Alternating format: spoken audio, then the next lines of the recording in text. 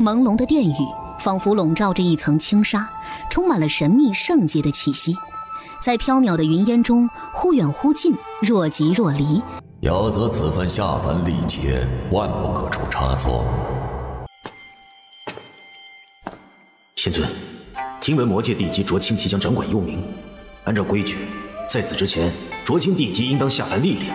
他身边的4大使者也跟着一起去了，算算时日，应当和遥则差不多。无妨，那是魔界自己的事儿。谁也不曾料到，命运的转轮就此开启，花爆竹的响声划破夜空，让本就热闹的夜晚越发的沸腾。顾大人，我敬你。哼，瞧你那没出息的熊样，不就是嫖个娼？你懂什么？我们为什么非要选这个地方？如果我家夫人知道我逛青楼，那就麻烦了。如果被人发现，我可以说是你撺掇我来逛青楼。对于行贿一事，我毫不知情。到时候你只需承认是你蓄谋已久就行了。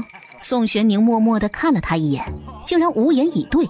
是你行贿本官，还是本官行贿你？自然是下官行贿顾大人。那麻烦你高兴一点，你丧着一张脸，不知道的还以为我要你请客呢。顾大人，确实是下官请客。钱呢？下官的七弟就劳烦顾大人了。行，本官知道了，定会让那没出息的东西安然无恙。身后的2个侍卫默默地抱起匣子，跟上了他的脚步。公子这是以嫖娼之名行受贿之实啊！你不是早就习惯了吗？这个无趣的木头人。公子，现在回府吗？他还没有醒来吗？回公子，没有。顾卓清没有再说话，唯独一双眼睛暗潮汹涌。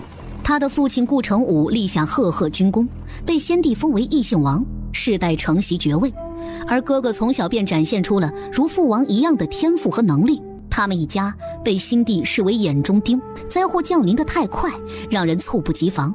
父王为保护他们，被乱刀砍死。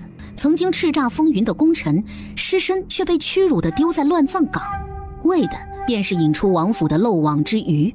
如今的侯爷常于峰觊觎母亲美貌，趁着王府遭此横祸，竟落井下石强暴了母亲，受辱自尽身亡。哥哥因护他重伤，昏迷15年，至今未醒。最后关头，是父亲身边的亲信将他和哥哥救走。那年他只有5岁，如今已经过去18年了。他曲意逢迎，谄媚狗腿，成为了狗皇帝最为信赖的人。他回来只有2个目的：一，让如今最庞大的家族陨落，让那个深受百姓爱戴的伪君子常于峰身败名裂；二，让狗皇帝随着他的江山一起共赴黄泉。公子，你走后没多久，就有人送来了这封信，上面很干净，什么也不曾留下，有一股淡淡的花香。打开看看。啊，公子，我没想到你居然这么信任我。我怕有人在信上下毒，意图谋害我，公子竟然拿他当靶子。默默地低下头。皇上今日出宫了，只带了少许的侍卫去清凉山狩猎了。我出去一下。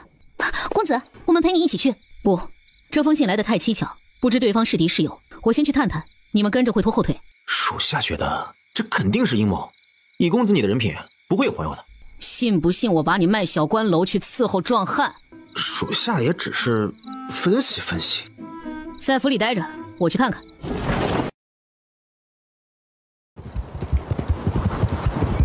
天空不知道何时下起了绵绵细雨，不管是真是假，他都不会放过任何一个刺杀狗皇帝的机会。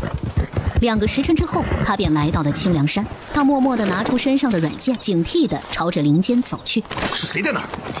当真是冤家路窄，看来他要完犊子了。顾大人，深更半夜你到这里做什么？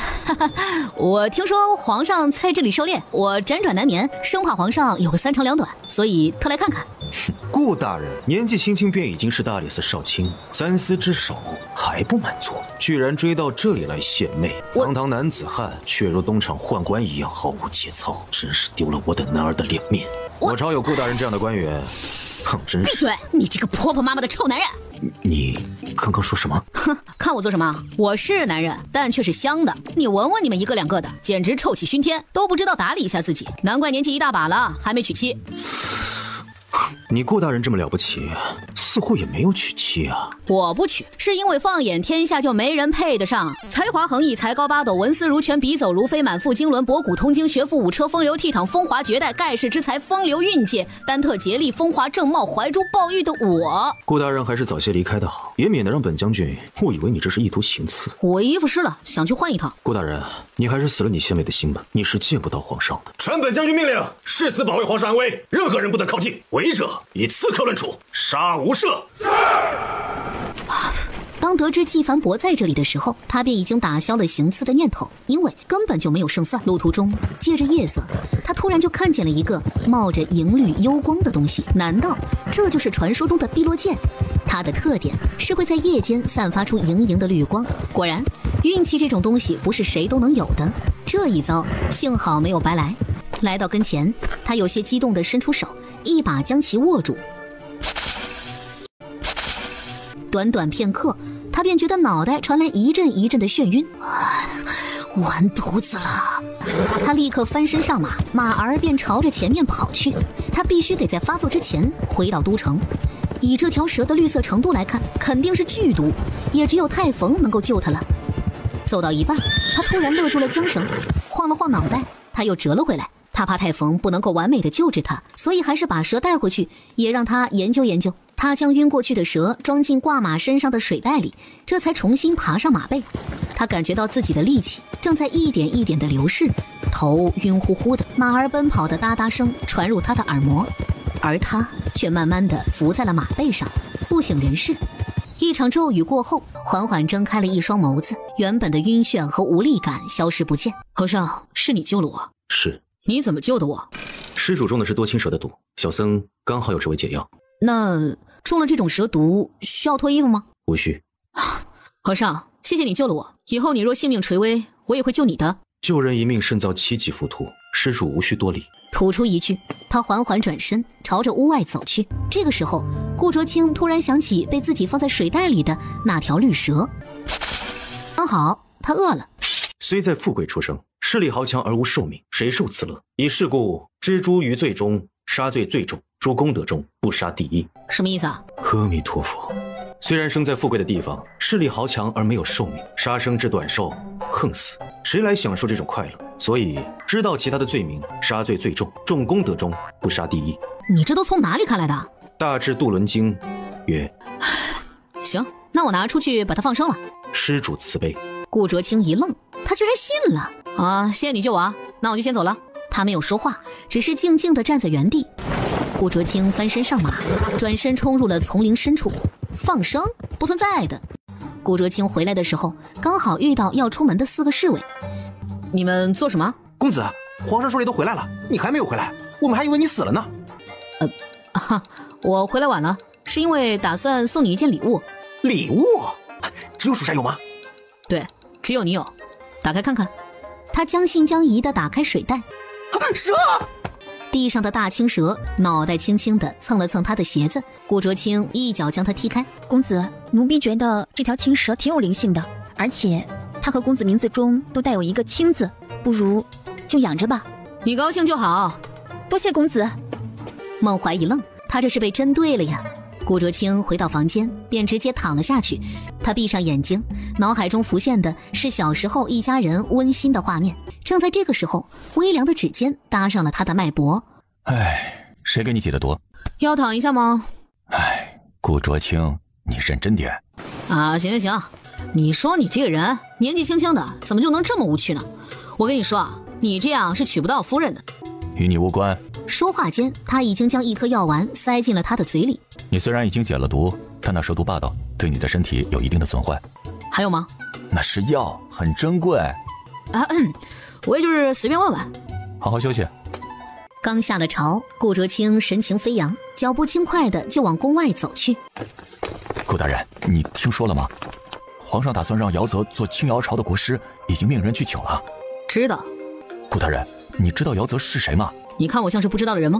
姚泽可是名满天下的一代名僧，多年来他游走天下，度化众多冥顽不灵之徒，声望极高。或许姚泽也可以度一下顾大人。你再用这种眼神看我，信不信我去色诱你夫人？我只是想跟顾大人说一句谢谢，我七弟的事儿。不必谢我，那是钱的功劳，你要没给钱给我，我都不会看你一眼。这个顾卓清说话总有一种让人想要打死他的冲动，他难道就不知道什么叫做客套吗？你们发现了吗？公子每天的状态便是上朝风一吹就倒，下朝狗都追不到。丹勋和草烟对视了一眼，各自摇了摇头，没有理会他。回府，熙熙攘攘的街道上，一老头拿着东西很艰难地行走着，他步履蹒跚，每走一步都困难极了的模样。停车。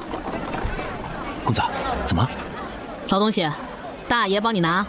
不愧是公子，就连帮忙都帮得那么的别致。其实他想说的，老大爷，东西我帮你拿，不知道怎么的，居然给说反了。阿弥陀佛，施主怎可对一老人口出恶言？我没有口出恶言，你听错了。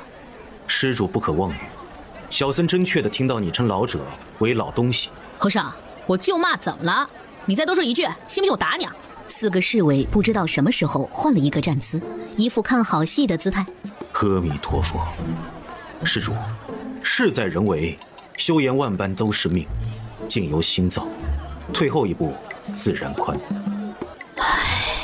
和尚，你对我有误解，你知道吗？他没有再与他多说什么，而是俯身接过了大爷手里的东西，而后转身离去。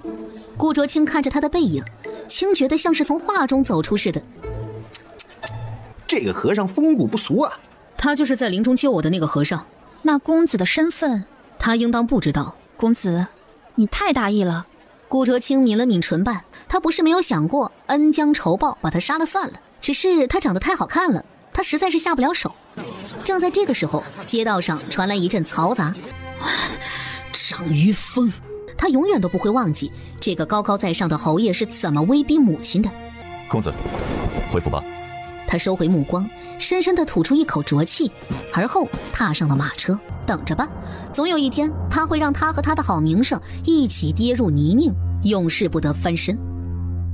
顾卓清回到府邸，便去了茅房。他刚解决完一些问题，便听到茅房外传来一个声音，小心翼翼地拿出了缠在腰上的软剑。还没等他走出茅房，那剑便掉进了弓筒里。这他妈都是什么事儿啊？这可是他的武器，更是100年前最有名的铸剑大师所铸。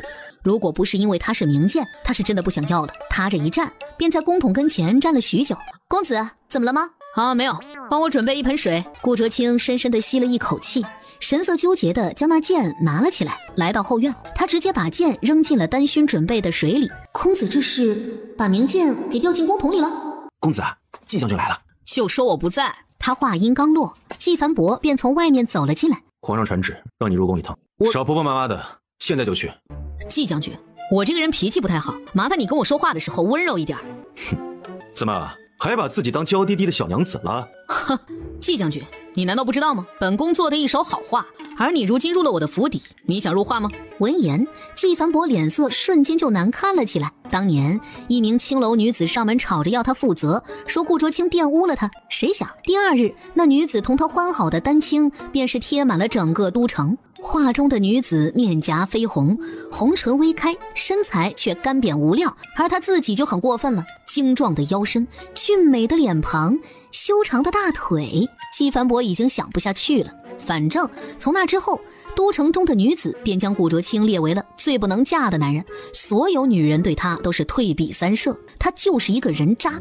你为什么抛着剑？如果被人知道他的剑掉进了弓筒里，这就很尴尬了。兵器也是有灵魂的，用的久了便会不如以前锋利。这个药水是我花重金寻来的，可以让剑变得锋利无比，还有灵性，加入主人鲜血，时间久了便是世间难得的神兵利器。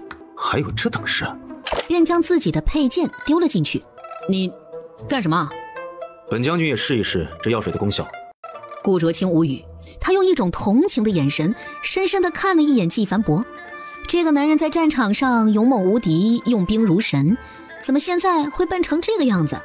怎么了？好，没事，你可以拿走了。好。季凡伯点了点头，徒手将剑捞了起来。这剑怎么有股臭味？那是药水的味道，过几天就没了。走吧，皇上召你入宫。他没有再多说什么，而是跟着季凡伯一起走了出去。两人一路冲进皇宫，周遭的景色快速地从眼前掠过。这100年来的国家基业，3000里的秀美山河，耸入云霄的凤阁龙楼，玉树琼枝般的奇花佳木，是父亲拼着九死一生打下来的。而宫里那位看惯了歌舞升平的君王，何曾识得干戈？背着谋逆的声名，受尽天下人的唾骂，死无全尸，尸体任野兽撕咬，这便是忠臣的后果。所以他顾卓清此生不为忠，只为奸。顾大人请稍后，侯爷在里面呢。长于峰，哼，什么？他又来拍马屁了？顾大人，侯爷是为了下个月皇上寿辰来的。哦，那还不是拍马屁吗？顾大人说本侯什么呢？本侯这辈子最恨的便是那种跟个娘们儿似的，在背后唧唧歪歪议论他人的人，简直有辱私分。我说侯爷都一把年纪了，还老是恬不知耻的来拍皇上的马屁，不知道的还以为侯爷如今的显赫地位都是拍马屁拍来的呢。我说侯爷，你撒泡尿照照自己的模样，你也不怕恶心到皇上啊？长得这么磕碜，还学人家拍马屁。他立即就躲到了林德的身后，他狠狠地瞥了一眼顾卓清，那眼神像是一条剧毒的毒蛇。哎呀，如今四大家族里，就属长于家族最为鼎盛，你又何必要去招惹长于峰呢？没什么，我只是发现一个道理。哦，是吗？你当面重伤一个人的时候，他会非常的难堪，生气、暴躁、恼怒，甚至还想动手打人。所以以后重伤别人一定要在背后。顾大人，进去吧，皇上一直等着你呢。他走进金碧辉煌的殿内，缄默无声地站在一侧。刚刚遇到长于峰了？回皇上的话，遇到了。微臣不太会说话，似乎惹恼了侯爷。身为人臣，拥有智慧的头颅，却没有坚固的脖子。青瑶朝是一片富饶的国土，而长明宫的王座距离那些实权派没有太过遥远的距离。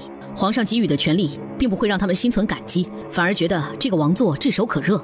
顾卓清出言不逊，辱骂安定侯，说杖责20，以儆校友。顾卓清没有多说什么，他只是深深地行了一礼，而后从地上站了起来，转身走了出去。顾大人，请吧。今日的杖责不过是谭台历做给长于峰看的，而他的话，他定然也是听进去了的。顾大人就要被杖责了，似乎一点也不慌啊。哼，杖责20而已，我根本不在乎，只是有点丢人。你知道的，我这人一向很爱面子。哼，面子这种东西是自己给自己的，你觉得呢，顾大人？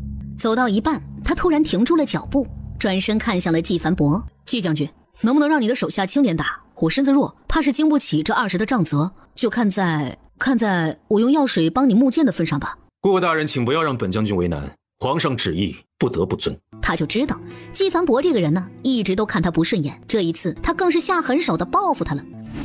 当那一棍一棍的板子打在身上的时候，顾卓清一声都没有哼。从他入京的那一刻，什么危险他都预料到了，就连生死都置之度外，还会怕区区杖刑吗？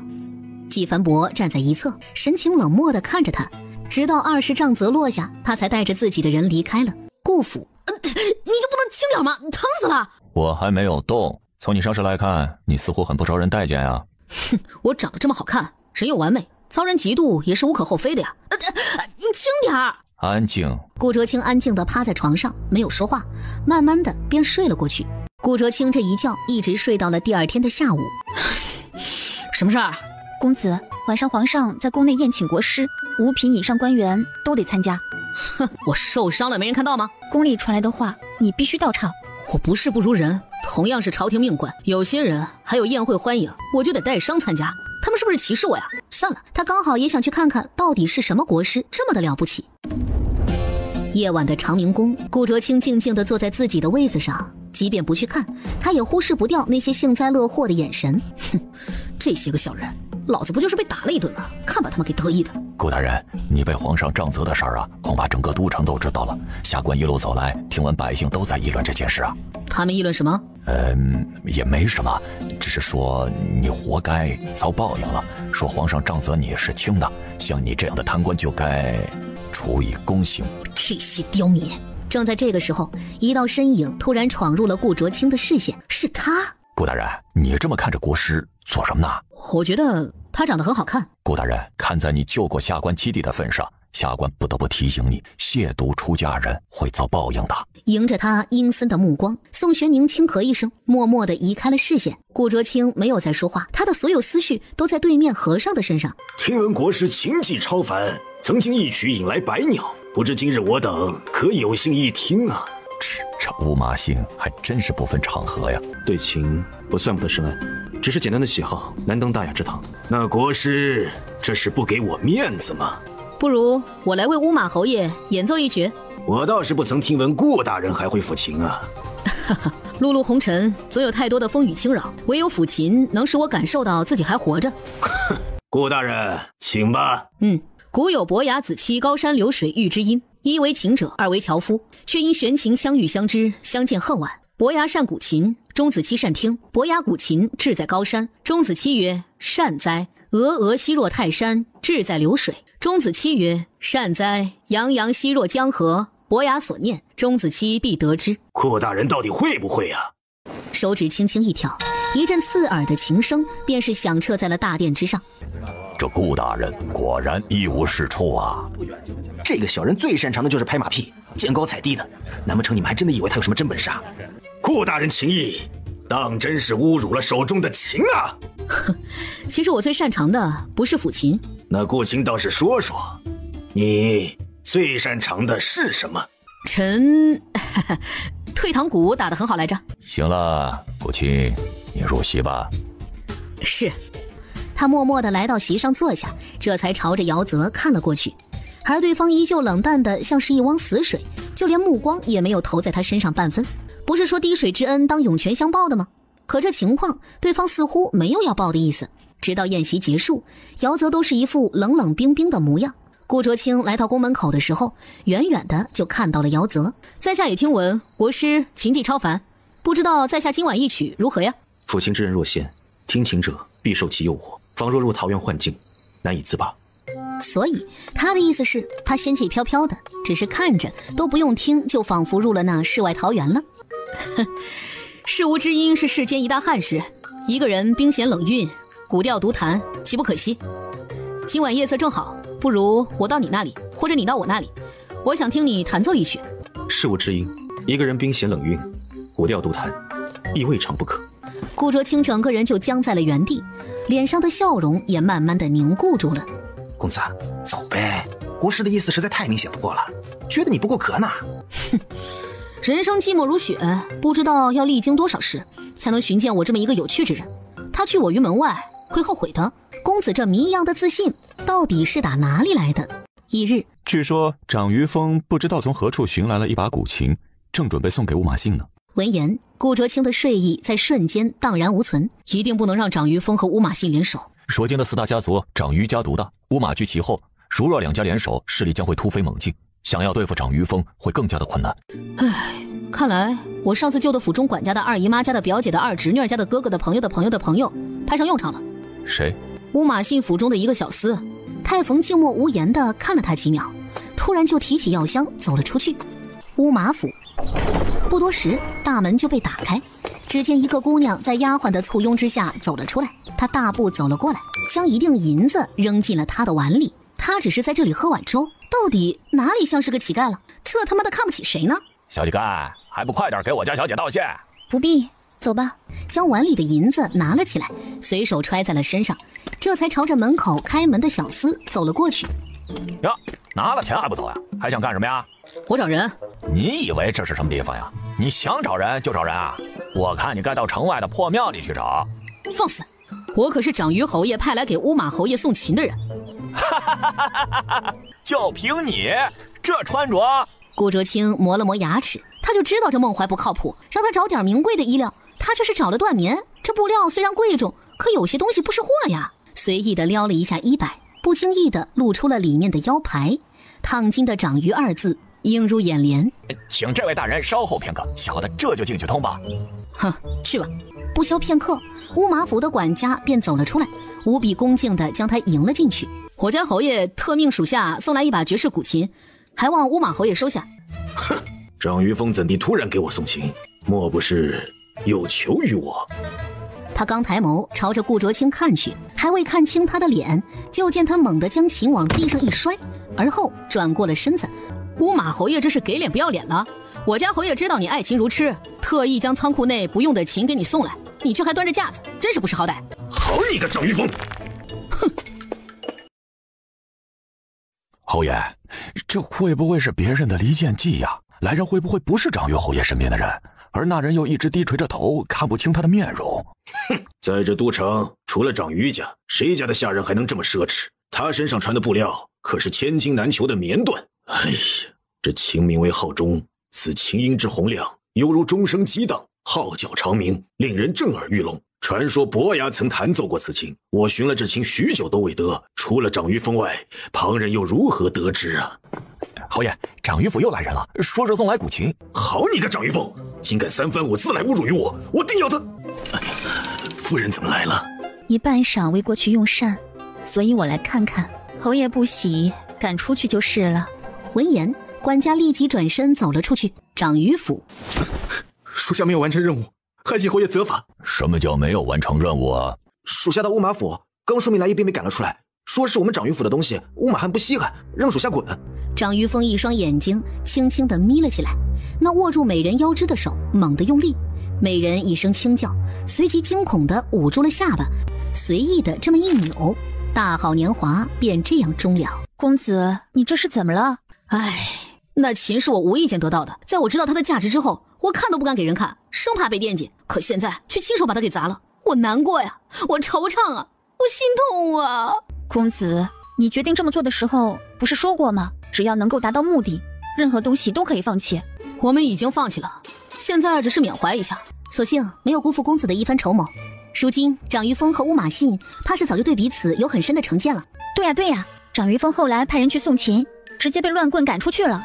闻言，顾卓清的心这才慢慢的愈合了起来。贵妃之位空悬已久，皇上有意在乌马运和长于月之间选其一。公子想干什么？如今长于峰风头正盛，如果他妹妹再成了贵妃，他岂不是要上天了？所以公子是想助乌马运一臂之力了？据说乌马运可是宫中出了名的美人，那杨柳腰……公子注意自己的身份。公子，皇上传召。知道了。他走到御书房的时候，谭台丽正专心地批阅着奏折。张于峰和乌马信发生了不愉快，这件事你知道吗？回皇上，这件事是臣做的。好一个顾卓清，好一个大理寺少卿，竟敢在朕的眼皮子底下搅弄风云！君王卧榻之侧，岂容他人酣睡？长于峰占着家族世代累积的军功，居功自傲，目无君王，吃穿用度堪比皇室。臣只是以此稍加掣肘而已。随着他一句话落下，御书房里叫人窒息的静默。许久之后，顾卿啊，朝中官员不计其数，你可知道朕唯独对你加以重用？回皇上，都是因为臣的才华。朕看重的是你的忠心。恕臣愚钝。行了，你先下去吧。是，微臣告退。你的府邸好像和国师是在同一条路啊。回皇上，确实如此。这是今年新进贡的新茶，劳烦顾大人跑一趟，亲自给国师送去。我一定会送到的。拿起茶叶，他转身走出了御书房。他刚走，屏风后便缓缓走出一人。殿下，请坐。刚刚那人便是大理寺少卿顾卓清吗？近日身子可有好些了？父皇也该知道，儿臣的身子大概也就这样了。谭台丽眼底闪过一抹自责。若父皇无事，儿臣便先行退下了。去吧。殿下，今日可是发生了什么高兴的事儿啊？顾卓清似乎与传闻中不符，倒是一个颇有心计之人。如此，殿下可将他揽入麾下，助殿下夺得地位。想到过去，他垂在衣袖里的拳头紧紧地捏了起来。他必须要坐上那个皇位，否则拿什么来让那个所谓的一国之母生不如死？国师府，顾卓清在府门口一站便是许久，直到天上开始下起了雨，他这才走了进去。在小厮的带领下，他一路往府邸的深处走去。远远的，便听到一阵琴声传入耳膜，琴声委婉连绵，有如山泉从幽谷中蜿蜒而来，缓缓流淌，似尘缘中琴声，月角波灯。和尚，皇上赏你的。是。施主不该打扰小僧的。和尚，我这辈子最讨厌的就是你这种不识好歹的人，你知道吗？送客。这个人还真的是挺嚣张的，就是不知道他的嚣张是因为拿捏住了他的把柄，还是因为性格使然。当时真的不应该妇人之仁的。哼！顾和尚，你最喜欢的香炉被顾大人打碎了。无妨。刚出来就见顾卓清一脚踏上了院子里。啊！顾和尚，你种的草药被顾大人踩死了。他只是想翻墙出去，谁知道这里居然会种着草，于是他又后退了2步，就是这2步也把剩余的药草给踩死了。施主难道不知花草树木亦有生命？啊，知道了。目光缓缓地看向了那被踩得看不出原来模样的药草，眼底闪过一抹浅浅的惋惜。出了国师府，顾卓清这才重重地吐出一口浊气，翻身上马，他迅速地朝着府邸的方向跑去。直觉告诉他，姚泽不可再留，所以今晚他便刺杀他。黑夜遮蔽天空，雨夜悲凉入骨。他从墙角翻越了进来，直达姚泽的院落。进来。顾卓清握住软剑，推门而入。软剑还未刺到他，不知从何方涌来无数禁卫，这是谭台丽身边的禁卫，居然派给了姚泽。看来他是杀不了他了。他又迅速地跑了出去，禁卫刚想追上去，无妨，让他去吧。是。顾卓清回到府邸的时候，一眼就看到了4个侍卫。怎么了吗？公子，你今晚去行刺了。失败了。如今清瑶朝本就崇尚佛法，姚泽身份尊崇，定然得皇上另眼相待。唉，怪我啊！怪我当初贪恋他的美色，一时生了恻隐之心。算了，睡觉吧，以后讨好一下他就行了。公子，明日便是乌马县的生辰，你准备好送什么贺礼了吗？先睡觉。翌日，乌马府，小女长于如，祝侯爷寿比南山，好个长于峰。这都城的美人就是多啊！这都城的美人再多，也与顾大人没有丝毫的关系。人呢，说话做事之前，还是看看自己到底配不配。乌马信紧紧地抿着唇瓣，似乎被气得不轻，偏偏不能发作。顾卓清也不恼，执着酒杯，慢慢地来到长于如跟前。他眼角噙着几分醉意，还请顾大人自重。皇上之前提过要给6殿下寻一门亲事，问我都城有无才艺与美貌无双之人。如今见长于小姐，倒是让我想起来了，6殿下就是那个从小就一身病，御医断言活不过2年的那个6殿下赵如雪。顾大人，我长于如的姻缘，何时轮到你做主了？顾卓清，长于家是你得罪不起的，那就请你拭目以待了。侯爷，臣心系皇上心事，便先入宫去禀告皇上，以为6殿下觅得良人。顾大人，请告辞。小女告辞。第2日，皇上赐婚的圣旨便到了长于家。父亲，我不嫁。放肆！圣旨已下，你敢抗旨？此刻，顾卓清正躺在软榻上。长于如昨日在房中自杀了。啊，他这么想不开啊？所幸没有死成，被人救了。你能不能一口气说完啊？据说他昨日祈求长于峰不想嫁给6殿下，可是却被一顿训斥，结果便自杀了。幸好被下人发现。哼，他这是想要挟长于峰呢。只可惜啊，长于峰女儿众多，是不可能为了他得罪皇上的。长于峰和大殿下本就走得近，如果在这个时候拒婚，必然会惹得皇上震怒。唉，只是苦了我了。公子，现在大街小巷都是议论你的。议论我什么呀？议论你堂堂7尺男儿，却与一女子计较，为一点不快便将人推入火坑，说你不是东西，枉为男子，还说你这样的人就不该活在世上，还说这些刁民，他们赌个球。他们也是想不明白了，公子的名声一直都不好，还有什么好在乎的？长于侯府。爹，如果您一定要让女儿嫁给赵如雪，我便不会活着。爹爹当真要将女儿逼上绝路吗？你就是死了，尸体也得抬进6殿下的府邸。我不要！那6殿下还未被封为王爷，就不能居住在宫中，还随母姓，他还短命，我嫁给他跟自杀有什么区别？那你就去死！他怔怔地看着长于峰离去的背影，整个人慢慢地僵住了。在父亲的眼里，他们这些女儿不过是他巩固权位的工具而已。他原本以为自己是不同的。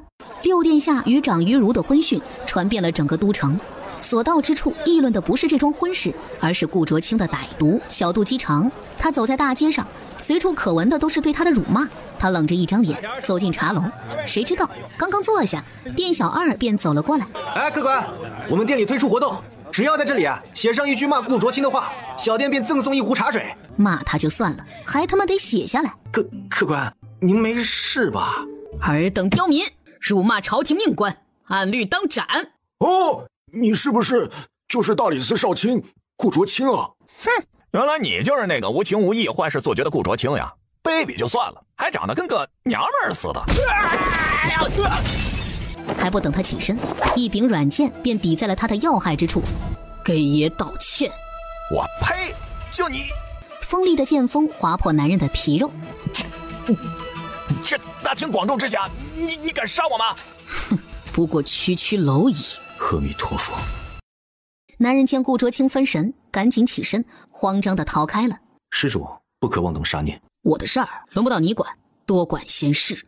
施主可还记得小僧曾经对你说过，虽在富贵处生，势力豪强而无寿命，谁受此乐？以是故，知诛于罪中，杀罪最重，助功德中，不杀第一。他上前一步，抬眸看着他，他突如其来的靠近，让他微怔了一下。他后退一步，他往前一步，步步紧逼，直到他退无可退。和尚，你这是在威胁我吗？若你不再犯错，待人以诚，小僧会为你守住你女儿身的秘密。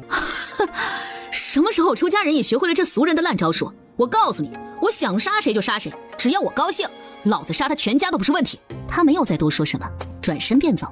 那什么，我开玩笑的，我答应你就是了。施主，你本性不坏，小僧会尽全力引你向善。那我还真是谢谢你，和你全家了。只觉得这话听上去有一丝丝的怪异。小僧告辞。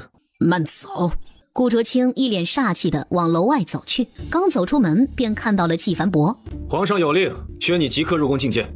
你说皇上有令就皇上有令啊？证据呢？我怎么知道是不是你假传圣旨？你又发什么病？轻而易举的便将他抱上了马背。好细软的腰。脸上突然重重地挨了一下，一家马腹，那枣红色的骏马便跑出了很远。顾卓清，那是他的马儿。御书房，顾大人，我长于府昨夜丢了一件重要的东西，素闻顾大人睿智无双，可否替本侯寻回啊？侯爷但说无妨。小女绣给六殿下的腰带，昨夜不知道被何人偷去，这事关小女名节，希望顾大人不要声张，但得抓到这人，并将其当众杖杀。既然侯爷信任下官，下官自当全力以赴。那就麻烦顾大人了。皇上，若无事，臣便退下了。皇上的画工似乎又进步了，墨笔丹青如行云流水绕素间，展瀚海重山依旧严，怎一个好字了得呀！几笔勾勒似云锦，点墨绘出心中情，意境当真是让臣望尘莫及呀！爱卿若喜欢，朕便赏你了。谢皇上。哎，据说侯爷也喜欢作画，不如今儿也画上一幅？顾大人说笑了，皇上面前哪敢献丑？侯爷，作画这种事儿，你不要看别人厉害就不敢动笔啊！你要动笔去画，要尽力作画。等你年复一年绘出画作，获得巨大的进步，再去跟皇上做对比，这个时候你就会发现，皇上确实是个天才。你嘛，顾大人是越发的会说话了。臣告退。顾府，这就是前几日你收养的？你这是在做什么？清晨起来发现他好像生病了，都不如以往有活力了。所以呢？所以我让管家去买了老鼠药，现在正喂药呢，看不出来。就见老鼠倒在了石桌，片刻之后便停止了动弹。死了？庸医，你想好如何抓到贼人了吗？哼，别说的那么难听，什么贼人啊？不过就是长于峰用来找我不痛快的妻子罢了，还是废弃。长于峰一心想将你除去，好在大理寺安插自己的人，你好自为之。仓主，公子查过了。都城是一个权贵云集的地方，可是城外的百姓却食不果腹，只有将女子卖入权贵之家，方能得几顿饱饭。说重点。属下查过了，在万恶山那个山头的匪寇都是云溪村出去的，大多有家属，而那人的外貌特征，属下也已经询问过了。哼，如此，那你便张贴告示，将那人的外貌特征写下来，就说那人入长于府意图抢劫，现已经被乱刀砍死，死者如有家属，可速禀大理寺。公子，你真阴险。顾卓清喝茶的动作便这样僵住了，他悠悠地抬眸看去，后者垂下眉眼，迅速离开。仓主把告示粘贴出去没多久，便有人来到了大理寺。大人，死的是我儿子，我来带他回家。请起。你的儿子马上就会来。老然还想说什么，便被仓主给带了进去，将那人带去刑台。若是那人1个时辰之内不出现，就让他母亲替他死。公子，你这个操作会不会影响你的名声啊？哼，说的仿佛我的名声好过似的。孟怀的速度很快，正午时分正是人多的时候，老人也被五花大绑的带上了刑台。公子出现了，就是那人。接到举报，此人偷盗了长于府3小姐的东西，还拒不承认，今日便当众行刑，以儆效尤。台下人群中的男人握紧了手里的剑，眼底憋出了眼泪，却狠狠地忍住。行刑。阿弥陀佛。每次见到这个和尚，准没有好事儿。敢问施主，大理寺办案，滚！施主，可否将前因后果告知？小僧看他不像是大奸大恶之人。不可以。施主，我们来这世上一遭，最终都不过黄土一跑，你又何必为难他呢？行刑。顾贼，顾贼！若长于府抢劫的人是我，与他无关，老子一人做事一人当，你放了他。你刚刚叫我什么？顾大人。这样不良的称呼，我希望没有第二次。毕竟我是有身份的人，你偷盗的是长于府，怎么处置还看侯爷。毕竟我区大理寺少卿，也不敢越俎代庖处置了你。罢了，娘，儿子欠你的，来世再还。顾大人，我儿子也是一时糊涂，求您网开一面，救救他呀！我就只有他一个儿子了，他如果死了，我便活不成了。姚泽清寒的眸子缓缓落在他的身上，顾卓清清晰地看到里面的期待，对他的期待。这长于府守卫森严，就算是想要偷东西，也偷不到吧？他到底偷了什么东西啊？竟然要用命来还！我们百姓的命就真的贱如草芥吗？顾贼，你也会遭报应的。既然如此，那你便随他一起去了吧。小僧本以为你和其他人不同，你良心未泯。小和尚，红尘本就到处充斥着阴谋算计、鲜血死亡，你这么天真，不如早日回到你的佛寺。冥顽不灵。他朝着姚泽一步一步地走了过去。人群聚集之处，不是容易发生身体上的相互踩踏，就是难免在精神上互相践踏。这个道理，小和尚你不懂吗？一念于己，般若觉；一念至己，般若生。听不懂，麻烦你说话的方式简单点。他没有再多说什么，转身离开。哼，等你有朝一日被人剥得连皮都不剩之时，就会明白，在这个乱世当中，你的佛帮不了你什么。将人送去长于府，交由侯爷处置。长于峰刚走出大门，刚好遇到了孟怀，将人押了过来。这是做什么？侯爷，这是入长于府偷盗未遂的贼人，我家主子说不敢处置长于府的犯人。一时之间，周遭百姓的议论之声一浪高过一浪。求侯爷开恩，放我儿子一马，我愿意用命来偿还。顾卓清，他竟然敢公然为难他。以后好好做人就是了。我虽是侯爷，可府里却没什么值钱的东西，每月的俸禄可还要养全府的人呢。没想到张于峰居然会开恩，男人眼底闪过一抹意外，老妇人却已经在谢恩了。临上马车之前，他悠悠地看了一眼身边的男人，那人会意，点了点头。侯爷想要杀的人，便一定得死。张于峰走后，人群渐渐地散了。如果不想死，立刻带着你母亲离开。记住，尽量往人多的地方走。张于峰的人不敢造次。若还是逃不过，那便是你们倒霉，命该如此。原来顾卓清，没错，公子从没想过要你的命，用你母亲逼你出来，也只是为了完成一个任务而已。替我谢谢顾卓清啊。公子说，你们万恶山有一公子生得极美，不知是否是真？没有。告辞。夜幕刚降，顾卓清便出现在了国师府外。阁下莫非是当梁上君子上瘾了？你有病啊！好眼力。你刚刚说什么？梁上君子？国师府的大门就在那儿，你却偏偏来这里翻墙，不是梁上君子，那是什么？懒得理会他。他刚刚跳起来，男人便拽住了他的脚，他整个人不慎，就这样跌倒在了地上。顾卓清虎着一张脸从地上爬了起来。你是谁？赵如雪。赵如雪？啊，上月顾大人，你曾帮我寻一门亲事，今日在此等候，是专门为了感谢你的。别客气，我也不过是举手之劳，只要殿下能够幸福，我也就放心了。殿下还有事吗？若无事，我便不奉陪了。请便。直接翻上了墙头，迅速消失在了眼底。顾卓清熟门熟路地来到了姚泽的房间。施主进入房间都不用敲门的吗？出家人也会害羞？你来做什么？人已经离开都城了。啊？那对母子啊？小和尚，其实我不是你想的那种人，我很善良的。天色已晚，施主请回。难道你不知道我就喜欢夜间活动吗？施主若是再不走，小僧便叫人了。有的时候老子真的怀疑你的精神状况。吐出一句，他转身朝着门外走去。看着地上瞬间变蔫掉的花，再看看他掌心灼目的血迹，眼底划过一抹复杂。哼，我告诉你，小和尚，别以为你捏着我的把柄就可以随时要挟我，还对我呼来喝去。我告诉你，我想来就来，想走就……姚泽已经为他包扎起了伤口。这花名为幽切，传闻是长在幽冥的花朵，它携带着毒性，若被刺伤，便会如你这般刺痛男人。若没有解药，手便废了。小和尚，你长得真好看。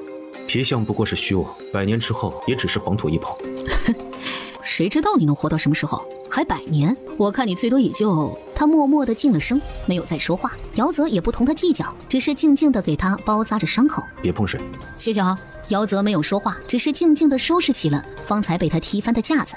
刚刚是这个架子绊到了我。施主，境由心生，内心平和，见识皆和，众生皆有佛性，即便卑微如杂草。正如禅宗有云：心显佛众生，平等众生佛。顾卓清一愣，其实他一句都听不懂，转身便朝着夜色中走去。施主，放下执念，方能解脱。小僧愿助施主走出困境，一心向佛。心中无佛，向何处求佛？大悲无泪，大悟无言。没有经历过失去的人，又怎么会明白活着到底是为了什么？那个和尚干净的不谙世事，他根本不懂这个弱肉强食世界里的规则。爱别离，怨憎恨，求不得，他一样也不曾经历过。他开始好奇，坠入凡尘的他会是什么样的。翌日，顾大人，侯爷早啊，便是议长。侯爷一上来就如此问候，不知道是下官哪里得罪了。顾卓清与我作对，你还不够格。下官不过是为皇上办事，虽然不知道什么地方得罪了侯爷，可下官好歹也是朝廷命官，大庭广众之下，侯爷如此羞辱，就不怕传到皇上的耳里，让他多心吗？我与顾大人不过是正常的切磋而已，谁敢多言？切磋？那多谢侯爷赐教了。他大步往前走去。擦擦吧。不用了，我有洁癖。各位爱卿可有本要奏？臣有本要奏。准奏。皇上，小儿如今也成年了，前些日子还跟着臣一起平叛了对我清瑶朝对皇上不敬的队伍，所以臣想替小儿。大殿上忽然传来一阵骚动，只见顾卓清倒在了地上，面色苍白，不省人事。怎么回事啊？回皇上，顾大人晕倒了。顾大人，顾大人。见没有反应，于是果断地掐上了顾卓清的人中。这死命的一掐，差点把顾卓清掐得从地上跳起来。他悠悠地睁开了一双眸子，虚弱地从地上爬了起来。方才在宫门口偶遇长于侯爷，侯爷趁臣不备，上来便与臣切磋。臣思考着城外难民安置之时，一时未察觉，所以才受了点轻伤。启禀皇上，是臣考虑不周，忽略了顾大人向来娇弱，而臣粗人一个，还以为顾大人也跟战场上的士兵一样，所以下手时没个轻重。不怪侯爷，只是还请侯爷明白，下官是皇上的臣子，有些事儿即便侯爷不满，臣也得做。若是有罪，还请侯爷海涵。你行了，先扶顾卓清到后殿歇息，请御医看一下。退朝。皇上，小儿。谭台丽没有再说话，径直走进了大殿。顾卓清，顾大人，下官为你诊脉。洗手了吗？御医面色微僵，看来是没有，那便不必为本官诊脉了。可是顾大人，皇上命下官来为您诊脉。我有洁癖。顾大人，这是皇命，还请别让我等为难。哼，你们看我的神情和刚刚的惨叫，难道还猜不出我的病情有多严重吗？顾大人面色红润，才若桃花，还真有些难猜呢。你们下去吧。羽衣松了一口气，连忙退下来。赵殿下，听说你被打了，看来没事啊。赵殿下似乎很失望。顾大人不愧是父皇最重视的臣子，轻轻松松便将长于峰讨封赏一事带过去了，还让他落得一个欺凌弱小的名声。只不过，顾大人，你以后的日子怕是不会太好过了。长于峰此人睚眦必报，是个十足的伪君子。虽然你也不是什么好东西，但跟长于峰比起来，还算是个人。赵殿下，我看你随时一口气上不来的样子，不如不会说话就少说几句吧。等妆。是，殿下。两人缓缓地往屋外走去。公子，这赵殿下还挺和善的，虽然说话不中听，可看上去不坏，也从不和人有过不快。公子，你笑什么？谁也不得罪，看似厚道，其实是一种世故，跟谁都要好；看似热情，其实是一种圆滑。这种世故的可怕之处是精明到不留缝隙，这种圆滑的虚伪之处是完美到没有缺点。我看他这病恹恹的样子也活不了多久，还是保持距离为好。把我受伤的事儿告诉小和尚。回到府邸，顾卓清第一件事情便是躺在床上等着姚泽来看他，然后这一躺，直接从天明到天黑都不见人影。国师估计在忙吧？哼！来到国师府，他直接翻墙而入。人生如寄，江海沉波，每个人行走在苍茫无际的尘世里，都是一叶浮萍。你又是何必？你不知道我受伤了吗？与小僧无关。顾卓清忍了又忍，最终还是一巴掌拍折了墙角的一束枝桠。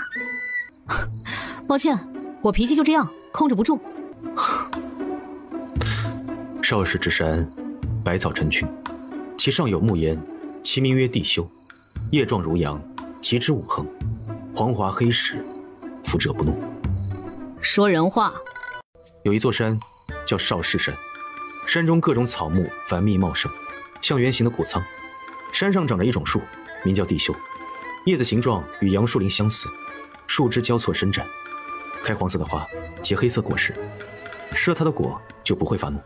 小和尚，我真想把你锁在房间里，倾尽此生风流。闻言，姚泽俊美的面容瞬间就冷了下来，转身步伐仓皇地离开。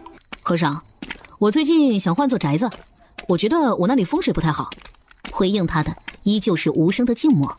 我养了个老鼠，结果没几天就死了。后来我又养了一只，结果又被青蛇给吃了。就连我最近也很倒霉。所以，你们和尚不是会看风水吗？不如帮我看看哪里好啊？真正的好风水不在山河大地之间，而在心里。人若心术不正，风水何益焉？与其营求风水，不如求之德行。你的意思是我德行欠佳？姚泽没有说话，只是缓步往前走去。顾卓清回府的时候，丹勋已经在门口等着了。公子，齐宣侯夫妇进府了。进什么府啊？据说宁夫人去驿馆途中突然腹痛难忍，而这里恰巧离得近，又听说府里有大夫，便说是来这里暂时休息一下。看来腹痛休息是假，想见他是真。他双膝一软，便跪了下去。我平时便是这么教你的吗？灭族之仇，不共戴天。我不管你有什么大仇，你别忘了，你现在是宁荣隐，是我齐宣侯府的小姐。长于峰是你想动便能动的吗？你非要连累的整个侯府像当年的王府一样，你才安心吗？